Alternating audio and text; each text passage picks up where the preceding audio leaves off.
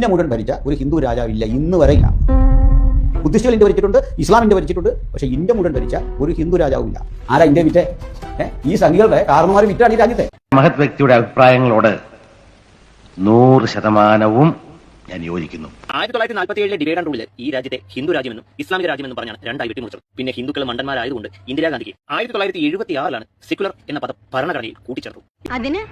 അതിനൊന്നും ഇല്ലേ? പിന്നെ ഇന്ത്യ മുഴുവൻ ഭരിച്ച ഹിന്ദു രാജാക്കന്മാർ ആരാണെന്ന് നീ ചോദിക്കുമ്പോൾ തൊട്ടപ്പുറത്തിരിക്കുന്ന ആങ്കർക്ക് വിവരമില്ലാത്തതുകൊണ്ട് നീ രക്ഷപ്പെടും. മൗര്യ സാമ്രാജ്യം ഭരിച്ച ചന്ദ്രഗുപ്ത മൗര്യൻ, അശോക ചക്രവർത്തി, ഗുപ്ത സാമ്രാജ്യം ഭരിച്ച കൃഷ്ണദേവരായ, ചോള സാമ്രാജ്യം ഭരിച്ച രാജരാജ ചോളൻ ഒന്നാമൻ, ഇങ്ങനെ നീളും രാജാക്കന്മാരുടെ പേരുകളുടെ കണക്ക്. നിനക്ക് വിവരമില്ലാത്തതും തൊട്ട് മുമ്പിലിരിക്കുന്ന ആങ്കർക്ക് വിവരമില്ലായ്മ കൊണ്ടും പ്രശ്നമില്ല. ആരാ ഇന്ത്യ വിറ്റത്? നിന്റെ തന്തയോ? പുന്നാര മോനെ, നിന്റെ ഈ തൊട്ടിത്തരം കണ്ടിട്ട് എനിക്കങ്ങോട്ട് സഹിക്കാൻ പറ്റണല്ലോ. വാട്സാപ്പ് യൂണിവേഴ്സിറ്റി വരുന്നത് മാത്രമാണ് ചരിത്രം എന്ന് വിചാരിക്കുന്ന ഇതുപോലെ കുറെ മരപ്പാഴുകളെല്ലാം ഇപ്പോഴും ഉണ്ട്. ഞാൻ ചെറ്റയാണെങ്കിലും ചെറ്റത്തരമില്ലാത്തൊരു ഹൃദയം എനിക്കുണ്ട്. ഇത് ഞാൻ കംപ്ലൈന്റ് ചെയ്യില്ല. മനസ്സിലാക്കുക, ബ്രിട്ടീഷ് എംപയർ അല്ലാതെ ഇന്ത്യ പൂർണ്ണമായിട്ടും ഭരിച്ച ഒരു എംപയർ പോലും, ഒരു സാമ്രാജ്യം പോലും ഇന്ന് വരെ ഇന്ത്യയിൽ ഉണ്ടായിട്ടില്ല. ഒരു രാജാവും ഉണ്ടായിട്ടില്ല. തലയ്ക്ക് വെളിവില്ലാതെ ഇതുപോലെ ഓരോന്ന് വന്നിരുന്ന് പറയാൻ ഇവന്മാർക്ക് യാതൊരു ഉളുപ്പുമില്ല. ഇനി മേല ഇമാതിരി പോക്കൃതം കാണിക്കണം. മനസ്സിലാക്കുക, നമ്മളെല്ലാം തെറ്റിദ്ധരിപ്പിക്കുകയാണ് ഇവര്. ചരിത്രത്തെ കുഴിച്ചു മൂടുകയാണ് ഇവര്. മറാഠ, ഗുപ്ത, മൗര്യ, മുഗൾ, ചേരമാന്മാര് ഭരിച്ചപ്പോ എവിടെയായിരുന്നു ഇന്ത്യ മൊത്തമായിട്ട് ഭരിച്ചത്? വെല്ലുവിളികളാവാം, പക്ഷേ അത് നിന്നേക്കാൾ 4-5 കൂടുതലുണ്ടവനോടാവരുത്. ആര്യന്മാർ ഇന്ത്യയിലേക്ക് കടന്നു കയറി വന്ന് അവരുടെ അപ്രമാദിത്യം ഉണ്ടാക്കാൻ വേണ്ടിയിട്ടാണ് അവരിവിടെ ഹിന്ദു മതം ഉണ്ടാക്കിയതും അതിനകത്ത് 15,000 ജാതി ഉണ്ടാക്കിയതും. പറഞ്ഞതുപോലെ ചെയ്യാവൂ. കൂടുതൽ കോൺട്രിബ്യൂട്ട് ചെയ്യാൻ പോയെന്തിന്? ഈശ്വര, ഇനി എന്ത് ചെയ്യും? ആലോചിച്ചിട്ട് എത്തും പിടിയും കിട്ടുന്നില്ല. അത് കഴിഞ്ഞിട്ട് വന്നിട്ടുള്ള ഒരു സാമ്രാജ്യങ്ങൾ പോലും കേരളവും തമിഴ്നാടും അടക്കമുള്ള ഇന്ത്യ അടക്കി ഭരിച്ചിട്ടില്ല. പെട്ടെന്ന് ഒരു ഐഡിയ തോന്നിയതാ സാർ. അതിപ്പോ ഹിന്ദു എന്നല്ല, മുസ്ലിം എന്നല്ല, ക്രിസ്ത്യൻ എന്നല്ല, ആകെ ഭരിച്ചത് ഈ പറയുന്ന ഇന്ത്യക്ക് ഇപ്പൊ നമ്മൾ കാണുന്ന ഇന്ത്യക്ക് മുമ്പായിട്ട് ബ്രിട്ടീഷ് എംപയർ മാത്രമാണ് ഇന്ത്യയെ പൂർണ്ണമായിട്ടും ഭരിച്ചിട്ടുള്ളത്.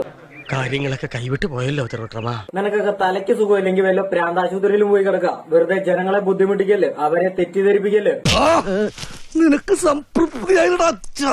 മൗര്യ സാമ്രാജ്യം ഭരിച്ച ചന്ദ്രഗുപ്തൻ, എടാ വെളിവില്ലാത്തവനെ, ആ മാപ്പെങ്കിലും എടുത്ത് നിനക്കൊക്കെ ഒന്നും നോക്കാൻ പാടില്ലേ? വിദ്യാഭ്യാസം ഉണ്ടായതുകൊണ്ടൊന്നും ഒരു പ്രയോജനം ഇല്ലെന്ന് ഇപ്പൊ എനിക്ക് നോർത്തിലെ ഹിന്ദുക്കളുടെ പിച്ചും പേയൊന്നും നമ്മുടെ നാട്ടിലെ ഹിന്ദുക്കൾക്കില്ല. അതിന്റെ കാരണം എന്നാണ്? ഇത് രണ്ടും രണ്ട് ഭരണമായിരുന്നു. നോർത്ത് ഇന്ത്യ ഭരിച്ച ഒരു രാജാക്കന്മാരും ഒരു എംപയറും ഈ പറഞ്ഞ തമിഴ്നാടോ കേരളോ പൂർണ്ണമായിട്ടും ഇന്ന് വരെ ഭരിച്ചിട്ടില്ല.